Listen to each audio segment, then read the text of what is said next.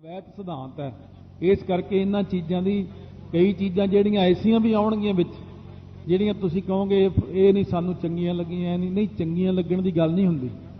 ਹੁਣ ਇਉਂ ਤਾਂ ਅਸੀਂ ਸਿਰਫ ਆਪਣਾ ਹੀ ਧਰਮ ਪੜ੍ਹ ਸਕਦੇ ਨਹੀਂ, ਤਾਂ ਸਾਰੀਆਂ ਹੀ ਪੁਸਤਕਾਂ ਪੜ੍ਹਦੇ, ਹਰੇਕ ਧਰਮ ਦੀਆਂ ਪੜ੍ਹਨੀਆਂ ਪੈਂਦੀਆਂ। ਜਾਣਕਾਰੀ ਤਾਂ ਹੋਣੀ ਚਾਹੀਦੀ ਹੈ ਨਾ ਬੰਦੇ ਨੂੰ।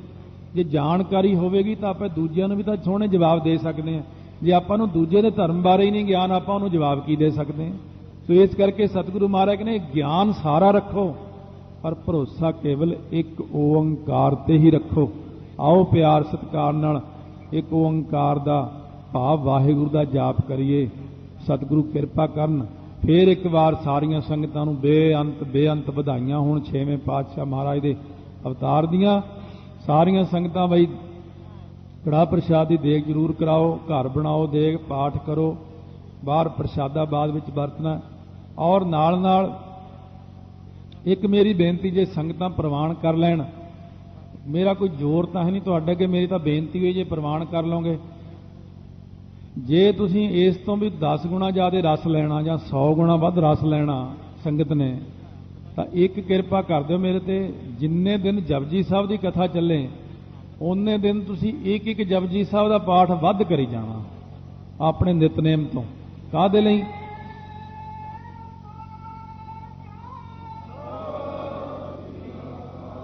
ਉਹ ਤੁਹਾਡੀ ਸਹਾਇਤਾ ਮੈਨੂੰ ਪਹੁੰਚੇਗੀ। ਤੁਸੀਂ ਬੇਨਤੀ ਕਰਦੇ ਮਹਾਰਾਜ ਸੱਚੇ ਪਾਤਸ਼ਾਹ, ਕਿਉਂ ਇਹ ਸਮੁੰਦਰ ਬੜਾ ਅਗਾਧ ਬੋਧ ਹੈ, ਮੈਨੂੰ ਤਾਂ ਕੋਈ ਸਮਝ ਤਾਂ ਲੱਗਦੀ ਨਹੀਂ, ਨਾ ਤਾਂ ਮੇਰੀ ਇੰਨੀ ਬੁੱਧੀ ਹੈ। ਇਸ ਕਰਕੇ ਮੈਂ ਤਾਂ ਸੰਗਤ ਅੱਗੇ ਹੀ ਬੇਨਤੀ ਕਰਦਾ, ਸੰਗਤ ਮਹਾਰਾਜ ਅੱਗੇ ਬੇਨਤੀ ਕਰੇਗੀ। ਮਹਾਰਾਜ ਮੈਨੂੰ ਬੁੱਧੀ ਦੇਣ, ਜਿੰਨੀ ਵੀ ਵੱਧ ਤੋਂ ਵੱਧ ਆਪਾਂ ਵਿਆਖਿਆ ਖੋਲ ਕੇ ਕਰ ਸਕੀਏ, ਤਾਂ ਕਿ ਸੰਗਤ ਨੂੰ ਕੀ ਸੰਸਾਰ ਭਰ ਨੂੰ ਇਸ ਗੱਲ ਦਾ ਪਤਾ ਲੱਗੇ ਕਿ ਸਾਡੀ ਗੁਰਬਾਣੀ ਕਿੰਨੀ ਉੱਚੀ ਹੈ, ਕਿੰਨੀ ਮਹਾਨ ਹੈ, ਇੱਕ ਓੰਕਾਰ ਦਾ ਭਾਵ ਕੀ ਹੈ। ਫਿਰ ਆਪਣੇ ਮਨ ਦੇ ਅੰਦਰ ਹੋਰ ਵੱਧ ਸਤਿਕਾਰ ਪੈਦਾ।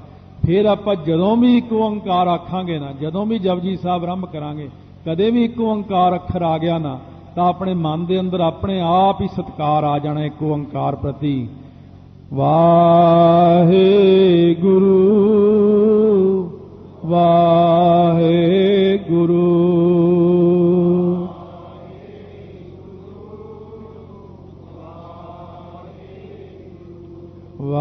ਵਾਹਿਗੁਰੂ ਵਾਹਿਗੁਰੂ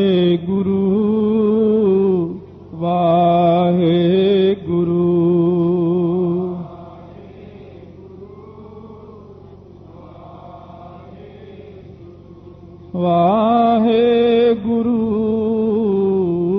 ਵਾਹਿਗੁਰੂ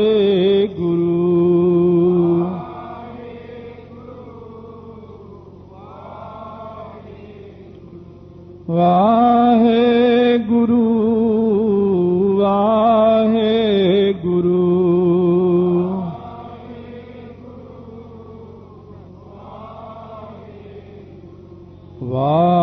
ਵਾਹਿਗੁਰੂ ਵਾਹਿਗੁਰੂ।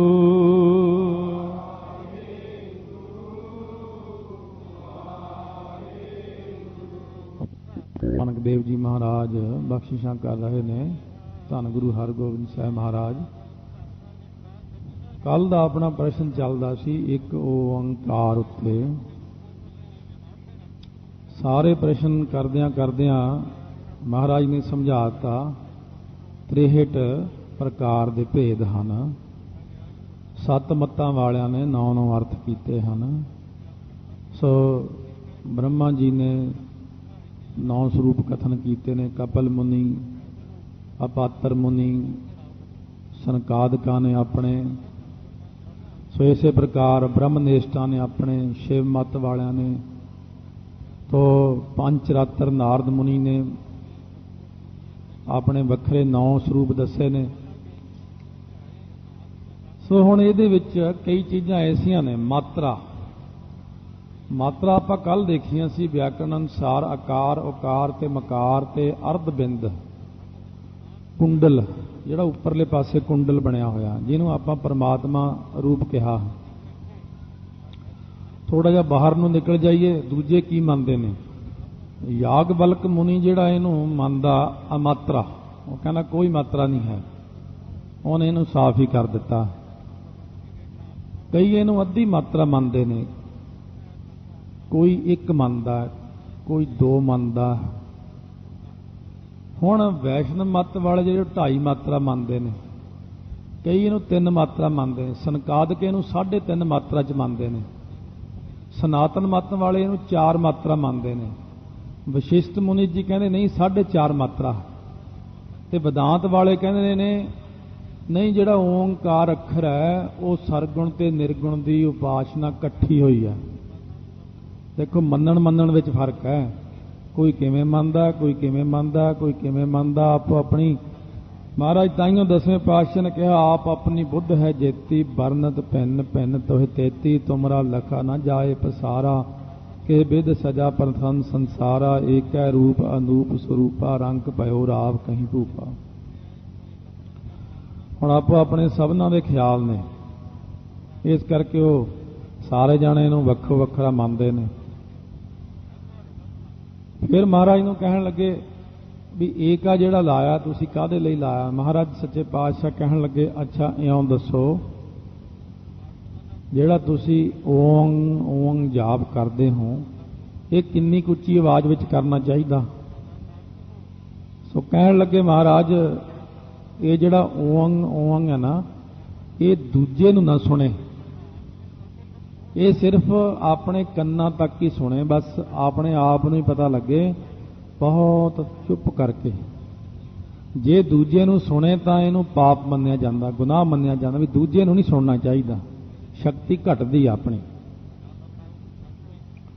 ਸੋ ਗੁਰੂ ਨਾਨਕ ਦੇਵ ਮਹਾਰਾਜ ਸੱਚੇ ਪਾਤਸ਼ਾਹ ਕਹਿਣ ਲੱਗੇ, ਅਸੀਂ ਜਿਹੜਾ ਇੱਕ ਲਾਇਆ ਹੈ ਨਾ, ਉੱਤੇ ਕਾਰ ਲਾਈ ਹੈ, ਅਸੀਂ ਇਹਨੂੰ ਦਵੈਤ ਮੱਤ ਵਿੱਚੋਂ ਕੱਢ ਕੇ ਅਦਵੈਤ ਵਿੱਚ ਲਿਆਂਦਾ ਹੈ। ਤੇ ਅਦਵੈਤ ਵਿੱਚ, ਅਦਵੈਤ ਦਾ ਮਤਲਬ ਹੈ ਸਾਰਿਆਂ ਲਈ ਸਾਂਝਾ। 7 ਅਰਬ ਆਬਾਦੀ ਹੈ ਜੇ ਸੰਸਾਰ ਦੀ, ਤਾਂ 7 ਅਰਬ ਬੰਦਾ ਹੀ ਕਹਿ ਸਕਦਾ ਇੱਕ ਓੰਕਾਰ, ਉਹ ਵੀ ਗੱਜ ਵੱਜ ਕੇ ਕਹਿ ਸਕਦਾ, ਇੱਕ ਓੰਕਾਰ, ਇੱਕ ਓੰਕਾਰ, ਇੱਕ ਓੰਕਾਰ, ਇੱਕ ਓੰਕਾਰ। ਕਹਿੰਦੇ ਇਹ ਤੇ ਕੋਈ ਬੈਨ ਨਹੀਂਗਾ, ਕੋਈ ਟੈਕਸ ਨਹੀਂ, ਕੋਈ ਪਾਪ ਨਹੀਂ, ਕੋਈ ਗੁਨਾਹ ਨਹੀਂ, ਜਿਹੜਾ ਮਰਜ਼ੀ ਕਹੇ। ਖੋਲ ਦਿੱਤਾ ਰਸਤਾ, ਖੱਤਰੀ ਬ੍ਰਾਹਮਣ ਸੂਦ ਵੈਸ ਉਪਦੇਸ਼ 4 ਵਰਨਾ ਕੋ ਸਾਂਝਾ। ਪੰਗਤੀ ਤਾਂ ਆਪਾਂ ਰੋਜ਼ ਹੀ ਪੜ੍ਹਦੇ ਆਂ, ਪਰ ਇੱਥੋਂ ਆਪਾਂ ਨੂੰ ਪਤਾ ਲੱਗਣਾ ਕਿ ਇਹ ਇੱਕ ਓੰਕਾਰ ਸਾਰਿਆਂ ਲਈ ਸਾਂਝਾ ਕਰ ਦਿੱਤਾ। ਸੋ ਇਸ ਕਰਕੇ ਇਹ ਜਿਹੜੇ ਦੋਨਾਂ ਨੇ ਵੱਖਰੇਵੇਂ ਮੰਨੇ। ਹੁਣ ਸਿੱਧ ਕਹਿਣ ਲੱਗੇ ਮਹਾਰਾਜ, ਜਿਹੜਾ ਵਖਿਆਨ ਹੁੰਦਾ ਨਾ, ਵਖਿਆਨ ਕਰਨਾ, ਵਖਿਆਨ ਦੇ 6 ਅੰਗ ਹੁੰਦੇ ਨੇ। 6 ਅੰਗਾਂ ਵਿੱਚੋਂ ਕਈ ਤਾਂ ਤੁਹਾਡੇ ਸਾਨੂੰ ਸਮਝ ਲੱਗੇ ਨੇ, ਪਰ ਕਈ ਅੰਗ ਤੁਹਾਡੇ ਸਮਝ ਨਹੀਂ ਲੱਗੇ। ਇੱਕ ਵਖਿਆਨ ਵਿੱਚ ਸਭ ਤੋਂ ਪਹਿਲਾਂ ਹੁੰਦਾ ਪਦ ਛੇਦ ਕਰਨਾ, ਵਖਿਆਨ ਦਾ ਪਹਿਲਾ ਅੰਗ ਹੈ।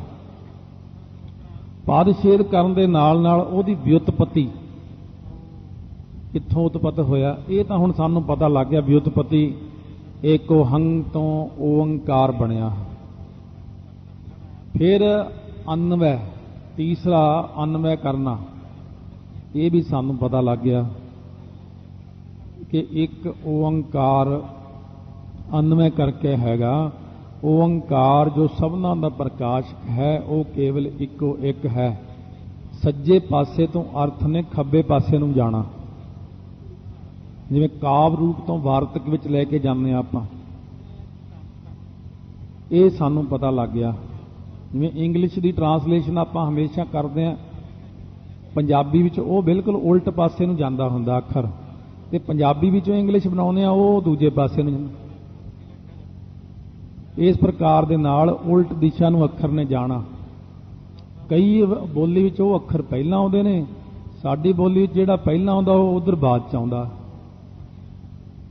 ਸੋ ਇਸ ਪ੍ਰਕਾਰ ਦੇ ਨਾਲ ਇਹ ਜਿਹੜਾ ਅਨਵੈ ਕਰਨਾ ਸੀ, ਇਹ ਵੀ ਸਾਨੂੰ ਸਮਝ ਲੱਗ ਗਿਆ। ਫਿਰ ਹੁੰਦੇ ਨੇ ਉਹਦੇ ਅਰਥ, ਅਰਥਾਂ ਦਾ ਵੀ ਪਤਾ ਲੱਗਿਆ। ਫਿਰ ਹੁੰਦੇ ਨੇ ਪ੍ਰਸ਼ਨ ਕਰਨਾ ਕਿਸੇ ਨੇ, 5ਵਾਂ 6ਵਾਂ ਹੁੰਦਾ ਉਹਦਾ ਉੱਤਰ ਦੇਣਾ। ਪਰ ਜਿਹੜਾ ਪਦ ਛੇਦ ਕਰਨਾ, ਇਹਦਾ ਸਾਨੂੰ ਸਮਝਾਓ ਵੀ ਤੁਸੀਂ ਇੱਕ ਓੰਕਾਰ ਜਿਹੜਾ ਕਿਹਾ ਹੈ, ਇਹ ਇੱਕ ਦਾ ਪਦ ਸਮਝਾਓ, ਇਕੱਲੇ ਦਾ, ਸਾਡੀ ਸਮਝ ਨਹੀਂ ਪਈ ਹੈ। ਓੰਕਾਰ ਨੂੰ ਪਹਿਲਾਂ ਵੱਖਰਾ ਕਰ ਦਿਓ। ਕੇਵਲ ਇੱਕ ਦਾ ਅਰਥ ਦੱਸੋ ਕੀ ਹੈ। ਇਹ ਤਾਂ ਹੁਣ ਗੁਰੂ ਨਾਨਕ ਸਾਹਿਬ ਹੀ ਦੱਸ ਸਕਦੇ ਆ, ਸਧਾਰਨ ਬੰਦਾ ਜਵਾਬ ਨਹੀਂ ਦੇ ਸਕਦਾ। ਹੁਣ ਮਹਾਰਾਜ ਜੀ ਨੇ ਜਦੋਂ ਜਵਾਬ ਦੇਣਾ ਨਾ, ਹੁਣ ਜਿਵੇਂ ਕੋਈ ਅੰਗਰੇਜ਼ ਬੰਦਾ ਗੱਲ ਕਰੇ ਕਿਸੇ ਅਨਪੜ੍ਹ ਨਾਲ, ਉਹ ਕਹਿੰਦਾ ਮੈਨੂੰ ਤਾਂ ਆਉਂਦੀ ਨਹੀਂ ਅੰਗਰੇਜ਼ੀ, ਫਿਰ ਆਪਾਂ ਹੋਰ ਬੰਦਾ ਬੁਲਾਉਣੇ ਪਏ ਇਹਨੂੰ ਅੰਗਰੇਜ਼ੀ 'ਚ ਸਮਝਾ। ਜੇ ਕੋਈ ਇਸੇ ਪ੍ਰਕਾਰ ਸੰਸਕ੍ਰਿਤ ਵਾਲਾ ਆ ਜੇ ਬੰਦਾ ਆਪਣੇ ਕੋਲ, ਆਪਾਂ ਕਿ ਮੈਨੂੰ ਨਾ ਤੇਰੀ ਸਮਝ ਲੱਗਦੀ ਤੈਨੂੰ ਮੇਰੀ ਨਹੀਂ ਲੱਗਦੀ, ਤੇ ਇਹਨੂੰ ਸਮਝਾ ਵੀ ਸੰਸਕ੍ਰਿਤ ਵਾਲਾ ਬੰਦਾ ਲਿਆਈਏ। ਪਰ ਧੰਨ ਗੁਰੂ ਨਾਨਕ ਦੇਵ 14 ਵਿਦਿਆ ਦੇ ਮਾਲਕ ਨੇ। ਮਹਾਰਾਜ ਕਹਿੰਦੇ ਅੱਛਾ ਇੱਕ ਦਾ ਮਤਲਬ ਤੁਹਾਨੂੰ ਸਮਝਾਉਂਦੇ ਆ ਪ੍ਰਮਾਣ ਦੇ ਕੇ। ਸੋ ਮਹਾਰਾਜ ਸੱਚੇ ਪਾਤਸ਼ਾਹ ਕਹਿੰਦੇ ਜਿਵੇਂ ਸਜਾਤੀ ਵਿਜਾਤੀ ਤੇ ਸਵੈਗਤ ਭੇਦ ਪ੍ਰਛੇਦ ਰਹਿਤ ਹੈ ਪ੍ਰਮਾਤਮਾ, ਉਹਦਾ ਨਾਮ ਹੈ ਇੱਕ। ਸਜਾਤੀ ਨਹੀਂ ਉਹਦੇ ਵਿੱਚ ਹੈ। ਸਜਾਤੀ ਜਿਹੜਾ ਹੁੰਦਾ ਸਾ ਜਾਤੀ, ਜਿਵੇਂ ਆਪਣੀ ਜਾਤੀ ਹੈ, ਆਪਾਂ ਵੀ ਬੰਦੇ ਆ, ਦੂਜਿਆਂ ਮੁਲਕਾਂ ਵਿੱਚ ਵੀ ਆਪਣੇ ਵਰਗੇ ਹੀ ਬੰਦੇ ਰਹਿੰਦੇ ਨੇ। ਸਜਾਤੀ ਇੰਗਲੈਂਡ ਵਿੱਚ ਵੀ ਆਪਣੇ ਵਰਗੇ ਹੀ ਰਹਿੰਦੇ, ਅਮਰੀਕਾ ਵਿੱਚ ਵੀ ਆਪਣੇ ਵਰਗੇ ਰਹਿੰਦੇ ਨੇ, ਹਰੇਕ ਦੇਸ਼ ਵਿੱਚ ਇਹ ਆਪਣੀ ਜਾਤੀ ਦੇ ਸਾਰੇ ਲੋਕ, ਜਿੰਨੀ ਆਬਾਦੀ ਹੈ ਸਜਾਤੀ ਕਹਿਲਾਉਂਦੀ ਆ। ਪਰ ਕੀ ਪਰਮਾਤਮਾ ਵਰਗਾ ਵੀ ਕੋਈ ਹੋਰ ਕਿਤੇ ਰਹਿੰਦਾ ਹੈ? ਉਹਦੀ ਸਜਾਤੀ ਹੈ ਕੋਈ? ਬੰਦੇ ਦੀ ਸਜਾਤੀ ਤਾਂ ਇੱਥੇ ਆ, ਸਾਰੇ ਆਪਾਂ ਇੱਕ ਦੂਜੇ ਵਰਗੇ ਹੀ ਬੈਠੇ ਆ, ਪਰ ਇੱਥੇ ਸਾਰਿਆਂ ਵਿੱਚ ਇਹ ਕੋਈ ਨਹੀਂ ਕਹਿ ਸਕਦਾ ਕਿ ਗੁਰੂ ਗ੍ਰੰਥ ਸਾਹਿਬ ਵਰਗਾ ਆਪਣੇ 'ਚ ਕੋਈ ਬੈਠਾ ਹੋਵੇ। ਪਰਮਾਤਮਾ ਵਰਗਾ ਤਾਂ ਹੋਰ ਕੋਈ ਨਹੀਂ ਹੈ ਕਿਤੇ। ਕਹਿੰਦੇ ਹਾਂ ਮਹਾਰਾਜ ਹੋਰ ਕੋਈ ਨਹੀਂ। ਕਹਿੰਦੇ ਫੇਰ ਹੋਇਆ ਨਾ ਇੱਕ, ਜਦੋਂ ਉਹਦੇ ਵਰਗਾ ਹੋਰ ਕੋਈ ਨਹੀਂ ਤਾਂ ਉਹ ਹੋਇਆ ਨਾ ਇੱਕ। ਕਹਿੰਦੇ ਹਾਂ ਜੀ। ਵਿਜਾਤੀ ਕੀ ਹੋਇਆ? ਵਿਜਾਤੀ ਹੁੰਦਾ ਜਿਵੇਂ ਆਪਣੇ ਤੋਂ ਵੱਖਰੇ ਦਰਖਤ ਨੇ, ਪਸ਼ੂ ਨੇ, ਪੰਛੀ ਨੇ। 84 ਲੱਖ ਜੂਨ 'ਚ 84 ਲੱਖ ਚੀਜ਼ਾਂ ਦਾ ਵਖਰੇਵਾਂ ਹੈ ਇੱਕ ਮਨੁੱਖਾ ਜੂਨ ਨਾਲੋਂ। ਪਰ ਵਾਹਿਗੁਰੂ ਦੇ ਵਿੱਚ ਵਿਜਾਤੀ ਵੀ ਹੈ ਨਹੀਂ ਕੋਈ। ਜੇ ਕਹੀਏ ਕਿ ਵਿਜਾਤੀ ਹੈ ਉੱਥੇ, ਉੱਥੇ ਸਿਰਫ ਇੱਕੋ ਹੀ ਇੱਕ ਹੈ। ਇਸੇ ਕਰਕੇ ਮਹਾਰਾਜ ਕਹਿੰਦੇ, ਅਸੀਂ ਇਹ ਕਹਿੰਦੇ ਆ ਕਿ ਜਿਵੇਂ ਹੁਣ ਬੰਦਾ ਸੀ ਪਹਿਲਾਂ, ਸਾਇੰਸਦਾਨ ਕਹਿੰਦੇ ਨੇ ਪਹਿਲਾਂ ਜਿਹੜਾ ਬੰਦਾ ਸੀ ਅੱਜ ਤੋਂ ਲੱਖਾਂ ਸਾਲ ਪਹਿਲਾਂ ਇਹਨੂੰ ਪੂਛ ਲੱਗੀ ਹੋਈ ਸੀ, ਇਹ ਬਣ ਮਾਣੂ ਦਾ ਰੂਪ ਸੀ। ਸੋ ਹੌਲੀ ਹੌਲੀ ਹੌਲੀ ਕਰਦਿਆਂ ਕੋਈ ਸਮਾਂ ਸੀ ਬੰਦਿਆਂ ਨੂੰ ਖੰਭ ਵੀ ਲੱਗੇ ਹੁੰਦੇ ਸੀ। ਇਹ ਹੁਣ ਬੜੀਆਂ ਲੱਖਾਂ ਸਾਲਾਂ ਪੁਰਾਣੀਆਂ ਗੱਲਾਂ ਨੇ। ਹੌਲੀ ਹੌਲੀ ਇਹਦੇ 'ਚ ਸੁਧਾਰ ਹੋ ਗਿਆ। ਪਹਿਲਾਂ ਬੰਦੇ ਦੇ ਸਾਰੇ ਸਰੀਰ ਤੇ ਵੱਡੇ ਵੱਡੇ ਵਾਲ ਹੁੰਦੇ ਸੀ ਰਿੱਛ ਵਰਗੇ, ਹੌਲੀ ਹੌਲੀ ਉਹ ਵੀ ਸੁਧਾਰ ਹੋ ਗਿਆ ਕਿ ਵਿਜਾਤੀ। ਪਰ ਪਰਮਾਤਮਾ ਜਿਹੜਾ ਹੈ ਉਹ ਨਿਰਮਲ ਹੈ, ਇੱਕੋ ਹੀ ਹੈ, ਉਹਦੀ ਹੋਰ ਦੂਜੀ ਕੋਈ ਵਿਜਾਤੀ ਨਹੀਂ ਹੈ, ਉਹ ਕੇਵਲ ਇੱਕੋ ਇੱਕ ਹੈ। ਇਸ ਕਰਕੇ ਉਹਨੂੰ ਕਹਿੰਦੇ ਨੇ ਆਪਾਂ ਤਾਂ ਹੁਣ ਪਹਿਲਾਂ ਹੋਰ ਸੀ ਨਾ, ਵਾਲਾਂ ਵਾਲੇ, ਪੂਛ ਵਾਲੇ, ਕਿਵੇਂ ਨਾ ਕਿਵੇਂ, ਪਤਾ ਨਹੀਂ ਆਉਣ ਵਾਲੇ ਸਮੇਂ ਨੂੰ ਕਹੇ ਜੇ ਬਣ ਜੀਏ। ਇਹ ਵੀ ਉਹਦੀ ਲੀਲਾ ਦਾ ਕੋਈ ਅੰਤ ਨਹੀਂ। ਪਰ ਦੇਖੋ ਵਿਜਾਤੀ ਉਹ ਕਿਵੇਂ ਹੈ? ਆਦ ਸੱਚ ਜੁਗਾਦ ਸੱਚ ਹੈ ਵੀ ਸੱਚ, ਨਾਨਕ ਹੋਸੀ ਵੀ ਸੱਚ। ਉਹ ਦੇਖੋ ਚਾਰਾਂ ਰੂਪਾਂ ਵਿੱਚ, ਚਾਰਾਂ ਸਮਿਆਂ ਵਿੱਚ ਇੱਕੋ ਹੀ ਹੈ, ਉਹ ਵਿਜਾਤੀ ਨਹੀਂ। ਇਹ ਨਹੀਂ ਕਹਿ ਸਕਦੇ ਕਿ ਰੱਬ ਪਹਿਲਾਂ ਇਸ ਤਰ੍ਹਾਂ ਸੀ, ਹੁਣ ਇਸ ਤਰ੍ਹਾਂ ਹੋ ਗਿਆ, ਫਿਰ ਇਸ ਤਰ੍ਹਾਂ ਹੋ ਗਿਆ। ਇਹ ਨਹੀਂ ਕਹਿ ਸਕਦੇ ਕਿ ਪਹਿਲਾਂ ਬੱਚਾ ਸੀ, ਫਿਰ ਉਹ ਬੁੱਢਾ ਸੀ, ਫਿਰ ਉਹ ਬਜ਼ੁਰਗ ਹੋ ਗਿਆ, ਫਿਰ ਚੜ੍ਹਾਈ ਕਰ ਗਿਆ, ਫਿਰ ਉਹਦੀ ਜਗ੍ਹਾ ਹੋਰ ਗੱਦੀ ਤੇ ਬਹਿ ਗਿਆ, ਫਿਰ ਉਹਦੇ ਲੜਕੇ ਨੂੰ ਵੀ ਰੱਬ ਕਿਹਾ। ਮਹਾਰਾਜ ਕਹਿੰਦੇ ਉਹਦੀ ਕੋਈ ਵਿਜਾਤੀ ਦੱਸੋ ਹੈ? ਕਹਿੰਦੇ ਨਾ ਮਹਾਰਾਜ। ਕਹਿੰਦੇ ਫਿਰ ਇੱਕ ਹੈ ਨਾ ਉਹ? ਕਹਿੰਦੇ ਹਾਂ ਜੀ ਫਿਰ ਤਾਂ ਹੈ ਹੀ ਇੱਕ। ਮਹਾਰਾਜ ਜੀ ਤਾਂ ਤਸੱਲੀ ਨਾਲ ਉੱਤਰ ਦੇ ਕੇ ਇੱਕ ਵਾਰੀ ਨਿਰੁੱਤਰ ਕਰਦੇ ਨੇ ਹਰੇਕ ਨੂੰ, ਇਹਦਾ ਕੋਈ ਜਵਾਬ ਨਹੀਂ ਹੈ ਕਿਸੇ ਕੋਲੇ। ਫਿਰ ਸਤਿਗੁਰੂ ਕਹਿੰਦੇ ਸਵੈਗਤ ਭੇਦ ਰਹਿਤ ਹੈ ਵਾਹਿਗੁਰੂ। ਸਵੈਗਤ ਭੇਦ, ਸਵੈ ਆਪਣੇ ਆਪ ਤੋਂ ਗਤ ਪ੍ਰਾਪਤ ਹੋਣਾ। ਜਿਵੇਂ ਇੱਕ ਬੂਟਾ ਦਰਖਤ ਬੀਜ ਬੀਜਦੇ ਆ, ਉਹਦੇ ਵਿੱਚੋਂ ਹੀ ਤਣਾ ਨਿਕਲਦਾ, ਟਾਹਣੀਆਂ ਨਿਕਲਦੀਆਂ, ਪੱਤੇ, ਫੁੱਲ, ਫਲ। ਕੀ ਵਾਹਿਗੁਰੂ ਵਿੱਚੋਂ ਵੀ ਇਸ ਤਰ੍ਹਾਂ ਹੀ ਨਿਕਲਦਾ? ਕਿ ਉਹਦੇ ਵਿੱਚੋਂ ਵੀ ਇਸ ਤਰ੍ਹਾਂ ਹੀ ਨਿਕਲਦੀਆਂ ਚੀਜ਼ਾਂ? ਕਹਿੰਦੇ ਨਹੀਂ ਮਹਾਰਾਜ, ਉਹਦੇ ਵਿੱਚੋਂ ਇਸ ਤਰ੍ਹਾਂ ਨਿਰਗੁਣ ਸਰੂਪ ਵਿੱਚ ਕੁਝ ਨਹੀਂ ਹੈ। ਤੇ ਫਿਰ ਮਹਾਰਾਜ ਸੱਚੇ ਪਾਤਸ਼ਾਹ ਕਹਿਣ ਲੱਗੇ ਜਿਵੇਂ ਬੰਦਾ ਹੈ, ਬੰਦੇ ਦੇ ਵਿੱਚ ਦੇਖੋ ਅੱਖ, ਨੱਕ, ਹੱਥ, ਪੈਰ ਸਭ ਕੁਝ ਹੈ, ਪਰ ਉਹਦੇ ਵਿੱਚ ਤਾਂ ਨਹੀਂ ਹੈ ਕੁਝ। ਚੱਕਰ ਚਿਹਨ ਅਰ ਬਰਨ ਜਾਤ ਅਰ ਪਾਤ ਨਹਿਨ ਜਿਹੇ ਰੂਪ ਰੰਗ ਅਰ ਰੇਖ ਭੇਖ ਕੋ ਕਹਿ ਨ ਸਕਤ ਕੇ ਅਚਲ ਮੂਰਤਨ ਭਉ ਪ੍ਰਕਾਸ਼ ਅਮਿਤ ਤੋਜ ਕਹਿਜੈ ਕੋਟ ਇੰਦਰ ਇੰਦਰਾਣ ਸਾਹ ਸਾਹਾਨ ਗਣਿਜੈ ਤੇ ਭਵਨ ਮਹੀਪ ਸੁਰ ਨਰ ਅਸੁਰ ਨੇਤ ਨੇਤ ਬੰਨ ਤ੍ਰਿਣ ਕਹਿਤ ਤੈ ਸਰਬ ਨਾਮ ਕਥਾ ਕਵਨ ਕਰਮ ਨਾਮ ਵਰਣਤ ਸਮਤ। ਵਾਹਿਗੁਰੂ ਵਿੱਚ ਸਵੈਗਤ ਭੇਦ ਨਹੀਂ ਹੈ। ਉਹਦੇ ਵਿੱਚ ਨਾ ਅੱਖਾਂ ਨੇ, ਨਾ ਉਹਦੇ ਚ ਕੰਨ ਆਪਣੇ ਵਾਂਗੂ ਦੇਖਣ ਨੂੰ, ਨਾ ਹੱਥ ਪੈਰ ਨੇ, ਪਰ ਫੇਰ ਵੀ ਉਹ ਦੇਖਦਾ ਹੈ, ਪਰ ਫੇਰ ਵੀ ਉਹ ਸੁਣਦਾ ਹੈ। ਇਹ ਅਜੀਬ ਗੱਲ ਹੈ। ਸਵੈਗਤ ਭੇਦ ਰਹਿਤ ਹੈ ਉਹ ਪ੍ਰਕਾਸ਼ ਰੂਪ, ਹੱਥ ਪੈਰ ਉਹਦਾ ਕੋਈ ਨਹੀਂ ਹੈ, ਪਰ ਫੇਰ ਵੀ ਪੈਰ ਉਹਨੂੰ ਤਾਂ ਨਹੀਂ ਕਿ ਉਹਨੇ ਜਾਣਾ ਹੀ ਨਹੀਂ ਕਿਤੇ, ਕਿਉਂਕਿ ਸਰਬ ਵਿਆਪਕ ਹੈ। ਹੱਥਾਂ ਤੋਂ ਬਿਨਾਂ ਹੀ ਕੰਮ ਕਰ ਦਿੰਦਾ ਹੈ, ਕੰਨਾਂ ਤੋਂ ਬਿਨਾਂ ਹੀ ਸੁਣ ਲੈਂਦਾ ਹੈ।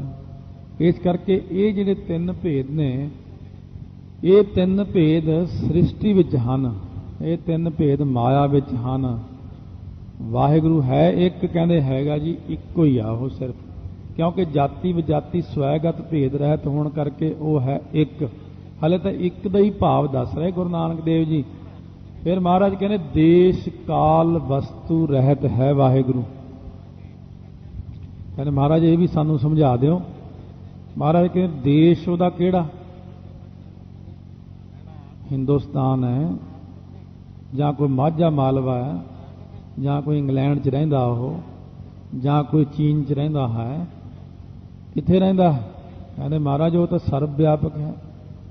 ਮਹਾਰਾਜ ਦਸਵੇਂ ਪਾਤਸ਼ਾਹ ਕਹਿੰਦੇ ਨੇ ਕਿ ਸਰਬੱਤਰ ਦੇਸਾ ਹੈ ਕਿ ਸਰਬੱਤਰ ਭੇਸਾ ਹੈ।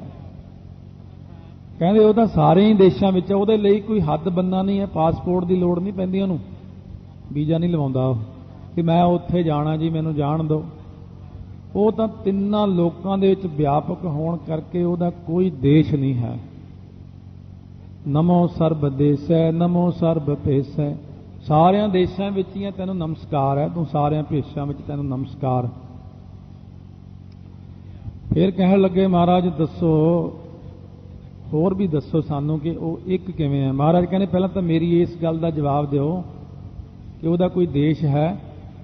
ਬੰਦਿਆਂ ਦੇ ਤਾਂ ਦੇਸ਼ ਹੁੰਦੇ ਨੇ ਨਾ। ਕਹਿੰਦੇ ਹਾਂ ਜੀ ਬੰਦਿਆਂ ਦੇ ਤਾਂ ਦੇਸ਼ ਹੈਗੇ, ਪਰ ਉਹਦਾ ਕੋਈ ਦੇਸ਼ ਨਹੀਂ। ਕਹਿੰਦੇ ਫਿਰ ਉਹ ਇੱਕ ਹੋਇਆ ਨਾ, ਕਿਉਂਕਿ ਇੱਕੋ ਹੀ ਸਰਬ ਵਿਆਪਕ ਹੈ।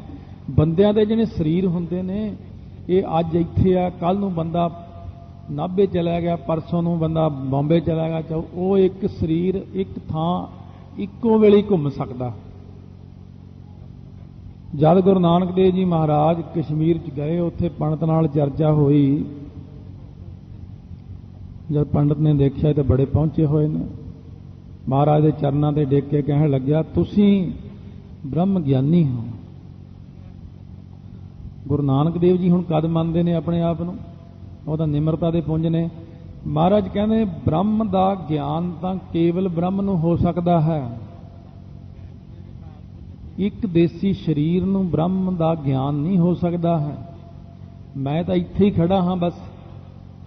ਵੈਸੇ ਤਾਂ ਆਪ ਗੁਰੂ ਨਾਨਕ ਦੇਵ ਜੀ ਸਰਬ ਵਿਆਪਕ ਨੇ, ਪਰ ਕਿਉਂਕਿ ਉਹਨਾਂ ਨੇ ਰੂਪ ਉਹ ਜਿਹਾ ਧਾਰਿਆ, ਆਮ ਬੰਦੇ ਨੂੰ ਸਮਝਾਉਣ ਲਈ ਕਹਿੰਦੇ ਨੇ।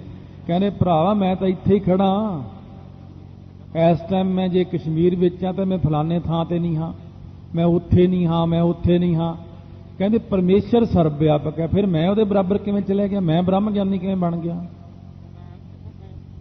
ਇਸ ਕਰਕੇ ਮਹਾਰਾਜ ਸੱਚੇ ਪਾਤਸ਼ਾਹ ਕਹਿੰਦੇ ਨੇ ਵਾਹਿਗੁਰੂ ਨੂੰ ਇਸੇ ਕਰਕੇ ਆਪਾਂ ਕਹਿੰਦੇ ਆ ਕਿ ਵਾਹਿਗੁਰੂ ਦੇਸ਼ ਤੋਂ ਬਿਨਾਂ ਹੈ, ਵਾਹਿਗੁਰੂ ਪੁਰੀਆਂ ਤੋਂ ਰਹਿਤ ਹੈ।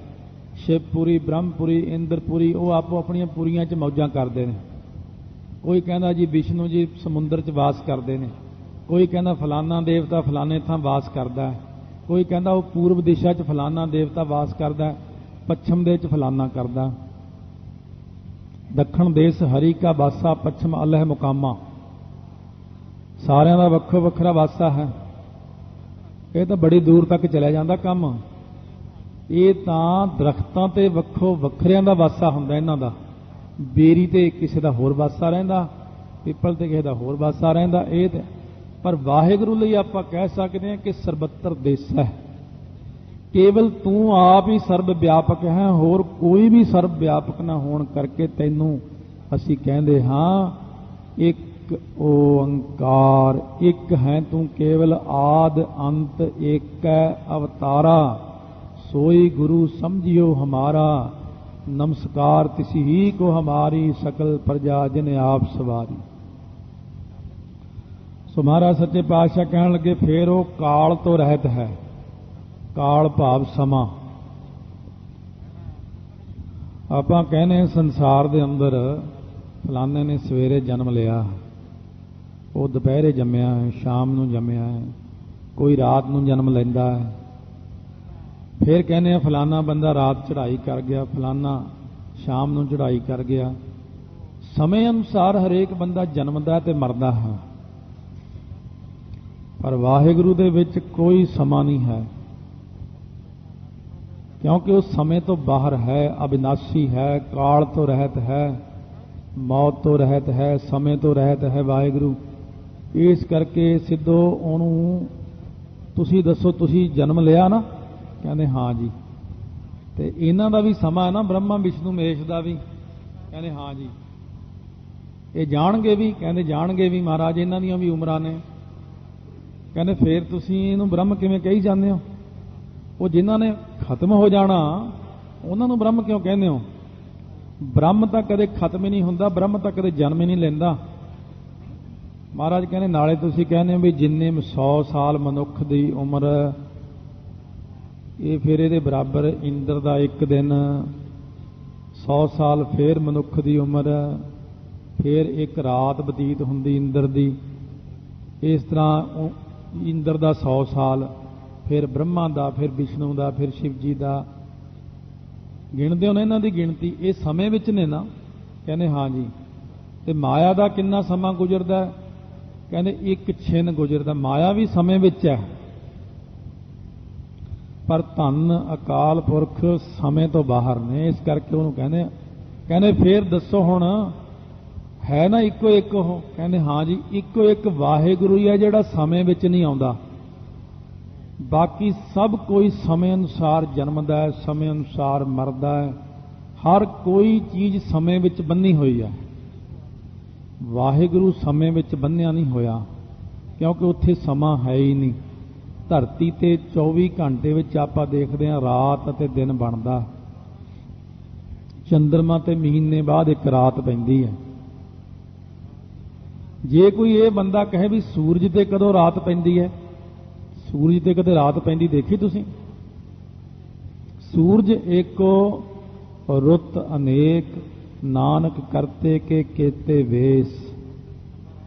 ਸੂਰਜ ਉੱਤੇ ਗਰਮੀ, ਸਰਦੀ, ਪਤਝੜ, ਬਸੰਤ ਰੁੱਤ ਨਹੀਂ ਹੈ। ਉੱਥੇ ਕੇਵਲ ਗਰਮੀ ਹੈ, ਉੱਥੇ ਕੇਵਲ ਪ੍ਰਕਾਸ਼ ਹੈ। ਸੂਰਜ ਉੱਤੇ ਰਾਤ ਦਿਨ ਨਹੀਂ ਹੈ, ਕੇਵਲ ਦਿਨ ਹੈ। ਸੋ ਇਸ ਕਰਕੇ ਵਾਹਿਗੁਰੂ ਵਿੱਚ ਸਮਾਂ ਨਹੀਂ ਹੈ। ਵਾਹਿਗੁਰੂ ਇਸ ਕਰਕੇ ਕੀ ਹੈ? ਇੱਕ ਹੈ। ਇਹਦਾ ਭਾਵ ਇਹੀ ਹੈ। ਇੱਕ ਲਿਖਣ ਦਾ ਸਾਡਾ ਮਤਲਬ ਇਹੀ ਹੈ। ਸਮਝੇ? ਕਹਿੰਦੇ ਹਾਂ ਮਹਾਰਾਜ ਸਮਝ ਗਏ। ਕਹਿੰਦੇ ਫਿਰ ਤੀਜੀ ਚੀਜ਼ ਹੁੰਦੀ ਹੈ ਵਸਤੂ। ਵਸਤੂ ਕਿਹਨੂੰ ਕਹਿੰਦੇ ਨੇ? ਉਪਾਧੀ ਨੂੰ। ਉਪਾਧੀ ਖੜੀ ਹੋ ਜਾਣੀ, ਜਿਵੇਂ ਹਵਾ ਦੇ ਚੱਲਣ ਤੋਂ ਪਾਣੀ 'ਚ ਲਹਿਰਾਂ ਹੋ ਗਈਆਂ, ਇਹਨੂੰ ਆਪਾਂ ਉਪਾਧੀ ਕਹਿੰਦੇ ਆ। ਸੋ ਜਿਵੇਂ ਆਪਾਂ ਨੂੰ ਉਪਾਧੀ ਖੜੀ ਹੋ ਜਾਂਦੀ ਹੈ, ਕੋਈ ਨਾ ਕੋਈ ਆਦੀ ਵਿਆਦੀ ਉਪਾਧੀ। ਉਪਾਧੀ ਚੰਗੇ ਭਲੇ ਬੈਠੇ ਬੁਖਾਰ ਹੋ ਗਿਆ, ਉਪਾਧੀ ਖੜੀ ਹੋ ਗਈ, ਸੱਟ ਲੱਗ ਗਈ, ਫੋੜਾ ਫਿੰਸੀ ਹੋ ਗਿਆ, ਇਹ ਉਪਾਧੀ ਹੈ। ਪਰ ਅਕਾਲ ਪੁਰਖ ਦੇ ਵਿੱਚ ਕੋਈ ਉਪਾਧੀ ਨਹੀਂ ਹੈ। ਸੋ ਇਸ ਕਰਕੇ ਉਹ ਵਸਤੂ ਤੋਂ ਰਹਿਤ ਹੈ। ਇੱਥੇ ਆ ਕੇ ਦੋ ਹਿੱਸੇ ਹੋ ਜਾਣੇ ਆ, ਇੱਕ ਜੀਵ, ਇੱਕ ਈਸ਼ਰ। ਦੋ ਹਿੱਸੇ ਬਣਦੇ ਨੇ ਇਹਦੇ। ਇਹ ਜਿਹਨੂੰ ਆਪਾਂ ਈਸ਼ਰ ਕਹਿੰਦੇ ਜਾਂ ਈਸ਼ਵਰ ਕਹਿੰਦੇ ਆ, ਉਹ ਪਰਮੇਸ਼ਰ ਨਹੀਂ ਹੈ। ਉਹ ਪਰਮੇਸ਼ਰ ਮਾਇਆ ਸੰਯੁਕਤ ਜਦੋਂ ਹੁੰਦਾ ਉਦੋਂ ਉਹਦਾ ਨਾਮ ਬਣਦਾ ਈਸ਼ਰ। ਪਹਿਲਾਂ ਜਦੋਂ ਵਿਆਹ ਨਹੀਂ ਹੁੰਦਾ ਉਦੋਂ ਤਾਂ ਉਹਨੂੰ ਲੜਕਾ ਹੀ ਕਹਿੰਦੇ ਨੇ ਜਾਂ ਬੰਦਾ। ਸ਼ਾਦੀ ਹੋ ਗਈ ਉਹਨੂੰ ਪਤੀ ਕਹਿੰਦੇ ਨੇ। ਬਦਲ ਗਿਆ ਨਾ, ਪਤਨੀ ਬਣ ਗਈ, ਪਹਿਲਾਂ ਲੜਕੀ ਸੀ। बाल बच्चे हो गए तो पिता जी बन गया, हुण माता जी बन गए ने, बदलते जाते हैं। प्रणंगवाद कहते हैं इहनूं, एक चीज़ ने बदल जाना अपना रूप, फिर दोबारा उस रूप विच ना आउणा। दुध तो दही बनिया पर दही तो वापस दुध नहीं बनता। दही तो आप फिर लस्सी बना लो, फिर दही नहीं बनता। ਉਹਨੂੰ ਰਿੜਕ ਲਓ, ਮੱਖਣ ਬਣ ਗਿਆ, ਪਰ ਬਾਅਦ ਵਿੱਚ ਉਹ ਫਿਰ ਦੁੱਧ ਨਹੀਂ ਬਣ ਸਕਦਾ। ਘਿਓ ਦਾ ਦੁੱਧ ਨਹੀਂ ਬਣਦਾ, ਘਿਓ ਘਿਓ ਹੀ ਰਹਿੰਦਾ।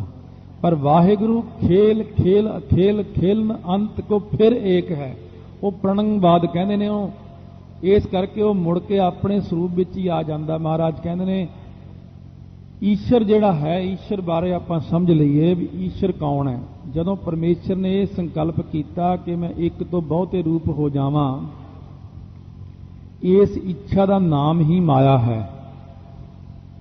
ਇਸ ਇੱਛਾ ਨੂੰ ਕਹਿੰਦੇ ਆਪਾਂ ਮਾਇਆ। ਤੇ ਮਾਇਆ ਜਿਹੜੀ ਹੈ, ਮਾਇਆ ਨੇ ਅੱਗੇ 3 ਗੁਣ ਨੂੰ ਜਨਮ ਦਿੱਤਾ, ਰਜੋ ਗੁਣ, ਤਮੋ ਗੁਣ, ਸਤੋ ਗੁਣ। ਫਿਰ ਪਰਮੇਸ਼ਰ ਨੇ ਇਸ ਜੀਵ ਨੂੰ ਬਣਾਇਆ ਮਾਇਆ ਦੇ ਰਾਹੀਂ। ਜਿਹੜੇ ਜੀਵ ਦੇ ਵਿੱਚ ਸੁੱਧ ਸਤੋ ਗੁਣ, ਮਾਇਆ, ਜਮਾ ਪਰਮੇਸ਼ਰ ਦੀ ਜੋਤ, ਇਹ 3 ਚੀਜ਼ਾਂ ਹੁੰਦੀਆਂ ਨੇ ਨਾ, ਉਹ ਪ੍ਰਬਲ ਜੀਵ ਹੀ ਈਸ਼ਰ ਕਹਾਉਂਦਾ ਹੈ। ਉਹ ਪ੍ਰਬਲ ਜੀਵ ਦਾ ਨਾਮ ਈਸ਼ਰ ਹੈ। ਉਹੀ ਸ੍ਰਿਸ਼ਟੀ ਦੀ ਰਚਨਾ ਕਰਦਾ ਹੈ, ਨਿਕਲਦਾ ਉਹ ਬ੍ਰਹਮ ਵਿੱਚੋਂ ਹੀ ਹੈ। ਪਰ ਸੁੱਧ ਸਤੋ ਗੁਣ ਤੇ ਮਾਇਆ ਤੇ ਪਰਮੇਸ਼ਰ ਦੀ ਪ੍ਰਬਲ ਅੰਸ਼ ਹੋਣ ਕਰਕੇ ਈਸ਼ਵਰ ਕਹਾ ਕੇ ਸ੍ਰਿਸ਼ਟੀ ਦੀ ਰਚਨਾ ਕਰ ਦਿੰਦਾ। ਹੈਗੇ ਤਾਂ ਆਪਾਂ ਵੀ ਜੀਵ ਹੀ ਹੈ, ਪਰ ਆਪਣੇ ਅੰਦਰ ਕੀ ਹੈ? ਆਪਣੇ ਅੰਦਰ ਸ਼ੁੱਧ ਸਤੋ ਗੁਣ ਨਹੀਂ ਹੈ। ਆਪਣੇ ਅੰਦਰ ਰਜੋ ਤਮੋ ਸਤੋ ਤਿੰਨੋਂ ਹੀ ਨੇ। ਅਤੇ ਦੇਵਤਿਆਂ ਦੇ ਵਿੱਚ ਜਿਹੜੇ ਦੇਵਤੇ ਬਣਦੇ ਨੇ, ਉਹਦੇ ਤੋਂ ਇਹ ਵੀ ਮਾਇਆ ਨਹੀਂ ਬਣਾਏ ਨੇ। ਇਹ ਰਜੋ ਤਮੋ ਸਤੋ ਤੋਂ 3 ਦੇਵਤੇ ਬਣਾਤੇ, ਓਕਾਰ ਮਕਾਰ ਆਕਾਰ, ਜਿਹੜੇ ਆਪਾਂ ਕੱਲ ਵਿਚਾਰ ਕੀਤੇ ਸੀ। ਤੇ ਇਸੇ ਪ੍ਰਕਾਰ ਜਿਹੜੇ ਆਪਾਂ ਜੀਵ ਬਣੇ ਆ, ਆਪਣੇ ਵਿੱਚ ਸਤੋ ਗੁਣੀ ਤਾਂ ਕੋਈ ਬੰਦਾ ਹੁੰਦਾ, ਰਜੋ ਗੁਣੀ ਤਮੋ ਗੁਣੀ ਹੋਣ ਕਰਕੇ ਜਿਨ੍ਹਾਂ ਵਿੱਚ ਪੂਰਾ ਹੀ ਤਮੋ ਗੁਣ ਹੈ, ਉਹ ਦੈਂਤ ਬਣ ਜਾਂਦੇ ਨੇ। ਜਿਨ੍ਹਾਂ ਦੇ ਵਿੱਚ ਥੋੜਾ ਬਹੁਤ ਤਮੋ ਗੁਣ ਤੇ ਕੁਝ ਐਸਾ ਗੁਣ ਹੈ ਕਿ ਬਹੁਤੇ ਪਾਪ ਇਕੱਠੇ ਹੋ ਕੇ 10% ਪੁੰਨ, ਉਹ ਫਿਰ ਜਨਮ ਲੈਂਦੇ ਨੇ ਡੰਗਰਾਂ ਦੇ ਵਿੱਚ। ਇਸ ਪ੍ਰਕਾਰ ਇਹ ਸਾਰੀ ਸ੍ਰਿਸ਼ਟੀ ਦੀ ਰਚਨਾ ਹੈ। 5 ਤੱਤਾਂ ਤੋਂ 25 ਪ੍ਰਕਿਰਤੀਆਂ ਬਣਾ ਕੇ ਰਚਨਾ ਬਣਾਈ ਹੈ ਪਰਮੇਸ਼ਰ ਨੇ। ਸੋ ਆਪਣਾ ਤਾਂ ਵਿਸ਼ਾ ਚੱਲ ਰਿਹਾ ਸੀਗਾ ਕਿ ਉਹ ਵਾਹਿਗੁਰੂ ਜਿਹੜਾ ਹੈ, ਉਹ ਜੀਵ ਨੂੰ ਜਿਹੜਾ ਬਣਾਇਆ ਉਸ ਪਰਮੇਸ਼ਰ ਨੇ, ਇਹਦੇ ਵਿੱਚ ਆਪਾਂ ਦੇਖ ਰਹੇ ਵਸਤੂ। ਵਸਤੂ ਦਾ ਮਤਲਬ ਹੈ ਉਪਾਧੀ। ਜੀਵ ਦੇ ਵਿੱਚ 3 ਉਪਾਧੀਆਂ ਨੇ। ਕਾਹਦੇ ਕਰਕੇ?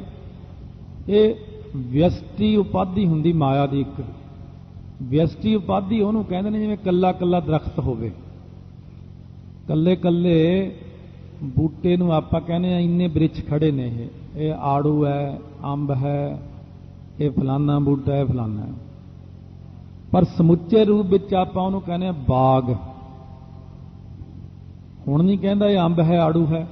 ਸਮੁੱਚੇ ਰੂਪ ਵਿੱਚ ਆਪਾਂ ਉਹਨੂੰ ਬਾਗ ਕਹਿੰਦੇ ਆ। ਬਾਗ ਨੂੰ ਕਹਿੰਦੇ ਮਾਇਆ ਦੀ ਸਮਸ਼ਟੀ ਉਪਾਧੀ। ਇਸ ਕਰਕੇ ਵਿਅਸ਼ਟੀ ਉਪਾਧੀ ਵਿੱਚ ਕੱਲਾ ਕੱਲਾ। ਤਾਂ ਵਿਅਸ਼ਟੀ ਉਪਾਧੀ ਦੇ ਵਿੱਚ 3 ਚੀਜ਼ਾਂ ਆ ਜਾਂਦੀਆਂ ਨੇ। ਇੱਕ ਜੀਵ ਜਿਹੜਾ ਹੈ ਵਿਸ਼ਵ ਨਾਮੇ ਜੀਵ, ਇੱਕ ਤੇਜਸਵ ਤੇ ਇੱਕ ਪ੍ਰਾਗਿਆ। ਔਖਾ ਤਾਂ ਲੱਗੂਗਾ ਤੁਹਾਨੂੰ, ਪਰ ਆ ਜਾਊਗੀ ਸਮਝ ਬਾਅਦ ਵਿੱਚ, ਹੌਲੀ ਹੌਲੀ ਆ ਜਾਂਦੀ ਹੈ। ਵਿਸ਼ਵ ਨਾਮੇ ਜੀਵ, ਆਪਾਂ ਇਹ ਆਪਣੇ 'ਚ 3 ਉਪਾਧੀਆਂ ਨੇ। ਹੁਣ ਆਪਾਂ ਜਾਗਰਤ ਅਵਸਥਾ ਵਿੱਚ ਬੈਠੇ ਹਾਂ। ਜਿਹੜਾ ਜਾਗਰਤ ਅਵਸਥਾ ਦਾ ਅਭਿਮਾਨੀ ਹੈ, ਜਿਹੜਾ ਕਹਿੰਦਾ ਮੈਂ ਜਾਗਦਾ ਬੈਠਾ, ਮੈਂ ਦੇਖ ਰਿਹਾ, ਮੈਂ ਸੁਣ ਰਿਹਾ, ਮੈਂ ਜਾ ਰਿਹਾ, ਮੈਂ ਖਾ ਰਿਹਾ, ਮੈਂ ਪੀ ਰਿਹਾ, ਇਹ ਵਿਸ਼ਵ ਨਾਮੇ ਜੀਵ ਆਪਾਂ ਨੂੰ ਅੰਦਰੋਂ ਜਣਾਉਂਦਾ। ਇਹ ਜੀਵ ਦੀਆਂ 3 ਅਵਸਥਾਵਾਂ ਨੇ। ਜਿਹੜਾ ਇਸ ਟਾਈਮ ਕਹਿੰਦਾ ਮੈਂ ਜਾਗਦਾ ਹਾਂ, ਅੱਛਾ ਜਾਗਦਾ, ਸਭ ਕੁਝ ਦੇਖਦਾ, ਹਾਂ ਮੈਂ ਦੇਖਦਾ। ਸੌਂ ਗਿਆ, ਹੁਣ ਬੈਠਾ ਬੈਠਾ ਸੌਂ ਗਿਆ। ਕਿੱਥੇ ਚਲਾ ਗਿਆ ਸੀ? ਕਹਿੰਦੇ ਮੈਨੂੰ ਸੁਪਨਾ ਦੇਖਿਆ ਮੈਂ। ਤੂੰ ਤਾਂ ਸੁੱਤਾ ਪਿਆ ਸੀ, ਤੂੰ ਸੁਪਨਾ ਕਿਵੇਂ ਦੇਖ ਲਿਆ? ਚਲੋ ਜਾਗਦਿਆਂ ਹੋਇਆ ਤਾਂ ਤੂੰ ਦੇਖਦਾ ਸੀ, ਤੇਰੀਆਂ